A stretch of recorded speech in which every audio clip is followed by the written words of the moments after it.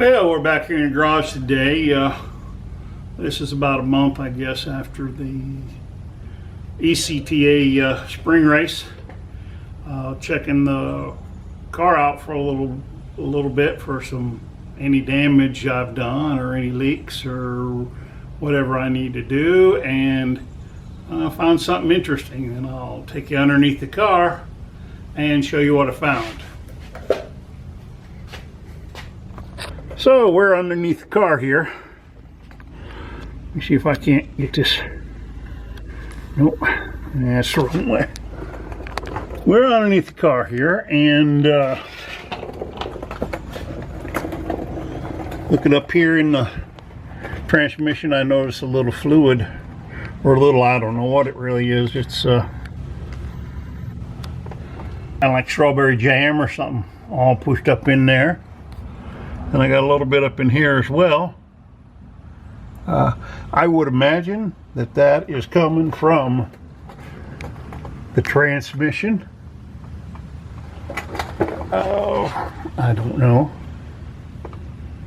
It's, I don't know, feels kind of like grease though. Just not sure exactly what it is. That's way back here, so I don't know. We'll see if we can't figure it out. I'm looking over here and got a little drop of transmission fluid.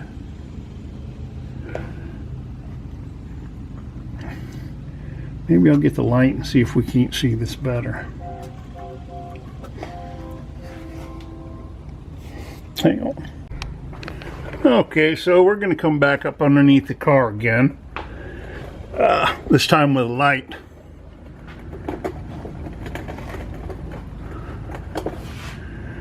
Yeah, see, we've got a little bit of fluid leakage right there. I don't know what that's come from. Got a little fluid leakage there. At least it's damp. It's wet.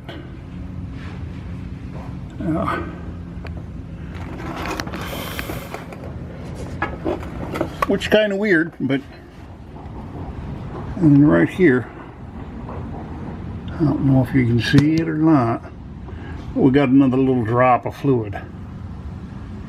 Now I made all these lines myself, so you know it could definitely be leaking. I'm not a line maker, I guess.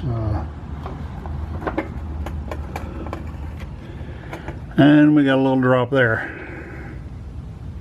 But this is what gets me. Maybe that's grease from the drive shaft. Hell, I don't know. I can't see it anyplace else. And it's right over here too. So that's weird. But anyway, I'm gonna fix this transmission fluid. Oh, seem to be missing a bolt here now too. But anyway, I'm going to clean all this up and get her sorted out. Okay, so first thing I've decided to do, and this is probably going to be a poor video, but I've just decided to spray this degreaser all over the place.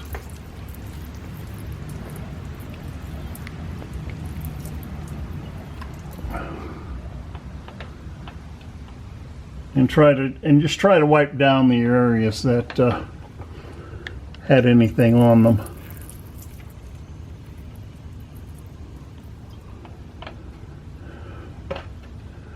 And so I've got that sprayed down, and I'm just going to grab a rag and wipe it all down. Okay, so what I'm going to do, I'm just going to take not even a clean towel. I was looking for clean shop towels, and I have a bunch of them, but as disorganized as this place is right now, I can't find them. Whoa. So I'm just going to come up in here I'm going to wipe all this stuff down, get it clean, and I'll let it dry. And then I'm going to figure out what it is I need to do to fix these leaks.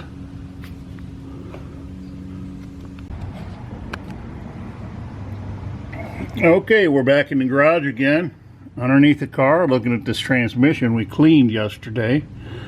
And I don't see any active leaks. So what I'm going to do, and I'm not saying this is the right thing to do, it's just what I'm going to do, is I'm going to take a little bit of Permatex gasket sealer. Let's see what this thing says. It's Forma gasket sealant, slow drying, non-hardening. It's made by Permatex.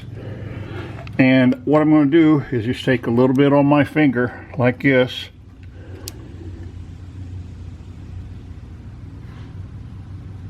and just kind of squeeze it in between the pan and the transmission.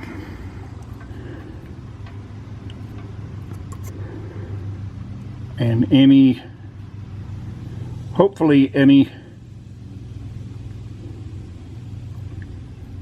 gaps that gasket has made, or left rather, any gaps that gasket has left will most likely be sealed up by that sealant.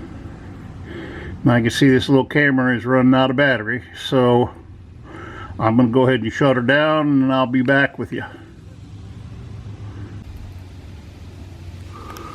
Okay, we got some fresh batteries back underneath the car. While I was waiting for this thing to charge, I went ahead and just took a little bit of gasket sealer and went all the way around the transmission pan. Hopefully that will be good enough to keep any leaks from occurring around the pan. Okay, I have charged batteries. What I've done while waiting for the batteries to charge is just gone ahead and gone around the entire perimeter of the pan and put sealant, you know, the gasket material, all the way around. And hopefully this will stop any leaks that are coming from either where the gasket didn't seal properly or where the pan wasn't mated to the surface very well.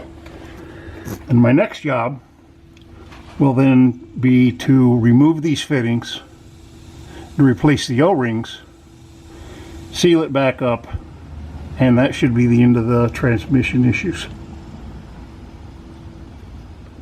We're back under the car today, looking at the lines that go to the transmission cooler. I think I may have figured out what's going on. These lines need to be in there, and they need to be, I guess, just in there perfectly. And I found a manifold that it appears that I can put in there and then just connect the lines to it instead of connecting the lines to the actual plug-ins that go into the transmission. I will get out underneath the car and I'll show you what I'm talking about. And then there's no way I'm going to be able to handle the camera, the light, and the lines and manifolds. So I'm just going to have to show you what it looks like when I'm done. This is the manifold I was talking about. It actually fits into the transmission right here, has two little rubber O-rings.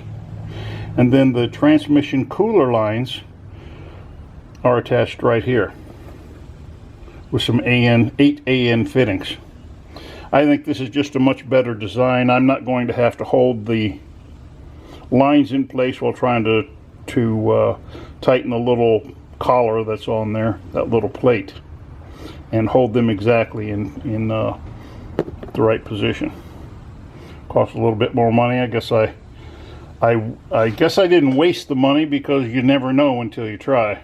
But this looks to be a better design. So I'll get this installed and then we'll see if it works or not. Okay, that was a pretty quick, easy swap there. Hopefully this is going to do it. I think the design of this thing is far superior to what I was using before, so hey, we'll see though. I'm going to go ahead and pull the transmission plug and see what the level is and how much fluid I've actually lost. Doesn't look like I lost a lot, but you could never tell.